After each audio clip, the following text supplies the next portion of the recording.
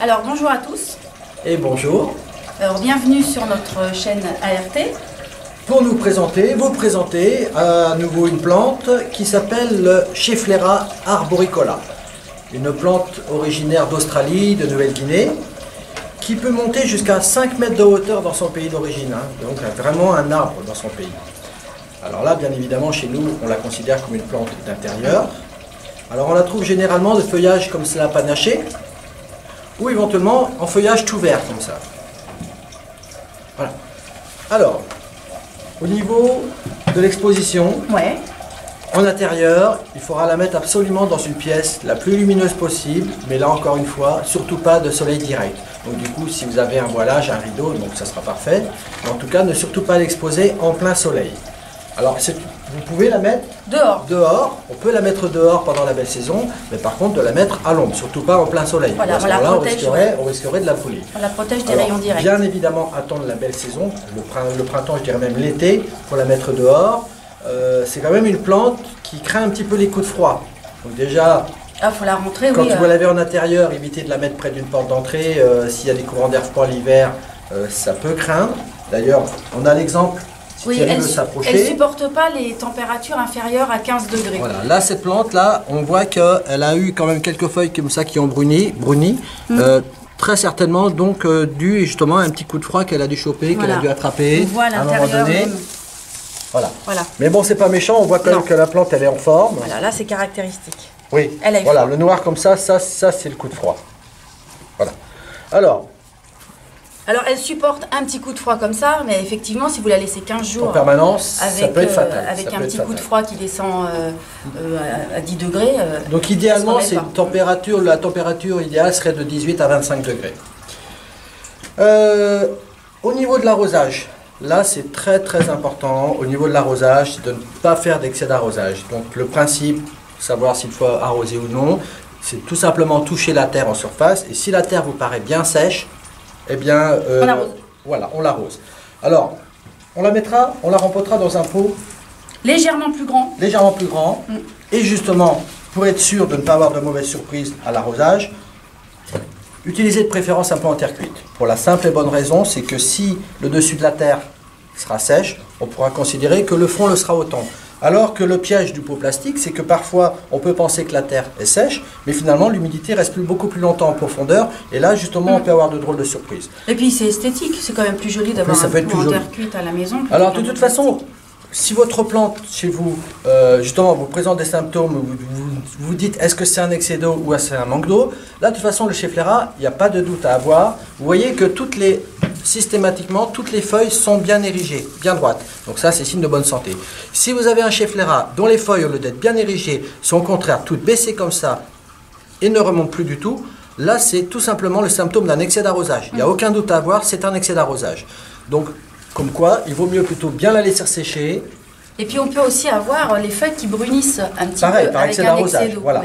Et de toute façon, votre plante, c'est pas un manque d'arrosage qui la fera crever, elle pourra éventuellement se déshydrater un petit peu, mais c'est pas pour autant que la plante mourra, alors qu'un excès d'arrosage, là c'est irréversible. C'est plus difficile à récupérer. Voilà. Alors donc du coup, j'en reviens au rempotage, un pot en terre cuite. Donc là ce qu'on fait, c'est qu'on utilise un morceau de peau cassé, puisque là vous avez un trou dans le fond quand même. Donc voilà, on met ce qu'on appellerait un tesson, on met des cailloux ou de la bille d'argile dans le fond de manière à faire un drainage, peut-être mettre un peu plus. Non, ça va. Ouais. Voilà. Histoire donc d'avoir un bon drainage dans le fond. Un terreau. Concernant le terreau, le substrat, on va utiliser un substrat qu'on achète dans le commerce, donc composé de tourbe, de terreau.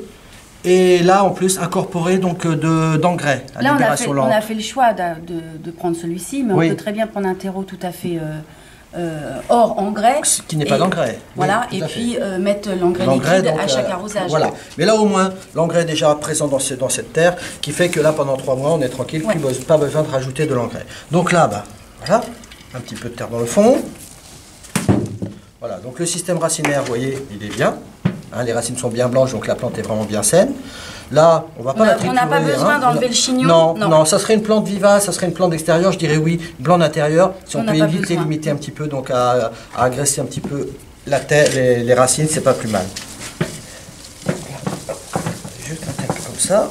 Là, il aurait été même bien qu'il soit légèrement plus haut. Le pot aurait pu être un petit peu plus profond, effectivement. Ouais. Mais bon, ça va le faire.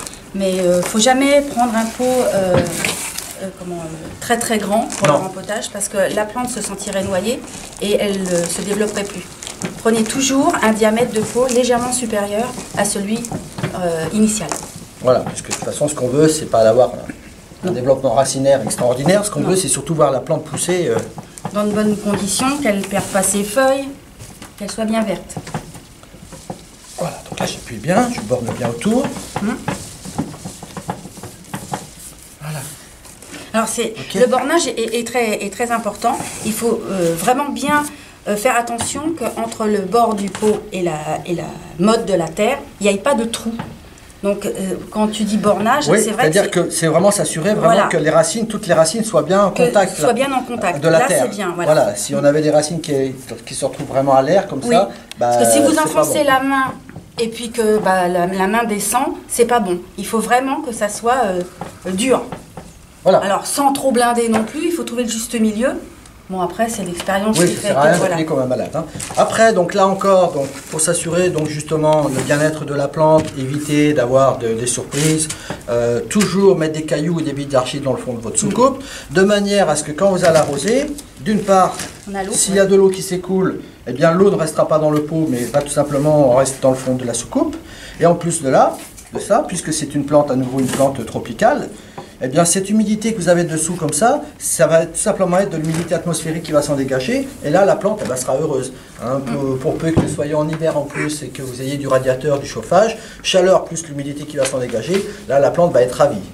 Alors on n'a pas dit aussi qu'elle fait partie des plantes dépolluantes, hein, parce que c'est un peu la mode en ce moment, on parle beaucoup de ça. Et ces autres petits noms, parce que je trouve qu'ils sont sympas, il y a l'arbre ombelle, il y a l'arbre parapluie et l'arbre pieuvre. Voilà, tout ça parce que avec la forme de ses feuilles, j'imagine. Hein. Voilà. Donc c'est des petits mots, des petits noms sympas. Alors toujours aussi pour son bien-être, comme pour la plupart des plantes vertes, ou vaporisation. Alors du moment que ce soit de l'eau, par contre, voilà, surtout quand il fait chaud ou si vous avez le radiateur l'hiver. Hein. Par contre, pas d'eau du robinet. Si vous avez une eau calcaire, évitez cela, parce que sinon, vous voyez, si Thierry veut s'approcher, vous voyez, là, par exemple, on a l'exemple de feuilles vraiment tachées par le calcaire, c'est quand même dommage. Esthétiquement, c'est pas génial. Donc, si vous utilisez bien au contraire de l'eau de pluie, ça ne se produira pas. Vous aurez donc du coup une belle plante. C'est tout, je crois qu'on a les parasites éventuels, donc ce qu'on peut trouver éventuellement c'est la cochenille, c'est assez fréquent la cochenille. Donc là il faut tout simplement bien l'ausculter de temps en temps, regarder s'il n'y a pas tout simplement des petites carapaces comme ça qui se collent sur les feuilles. On trouve les deux, on trouve aussi bien la cochenille farineuse que la carapace. Voilà. C'est souvent la carapace quand même sur la... Alors après, si vous avez des cochenilles carapaces, il suffit de gratter un petit peu et puis là ensuite vous appliquez donc avec un coton de l'alcool pharmaceutique. Hein. Pourquoi pas, ma belle-sœur elle utilise carrément du cognac. Mais bon, voilà, ça reste entre nous, on n'en parle pas surtout. Hein. Voilà, mais voilà, bref, de l'alcool, ça va tout simplement bel et bien tuer les cochenilles et ça ne fera pas de mal à la plante. Et elle poussera toujours droit. Voilà, je crois que tout est dit. Je crois qu'on a on n'a rien oublié. Bon, eh bien, à bientôt. À une prochaine.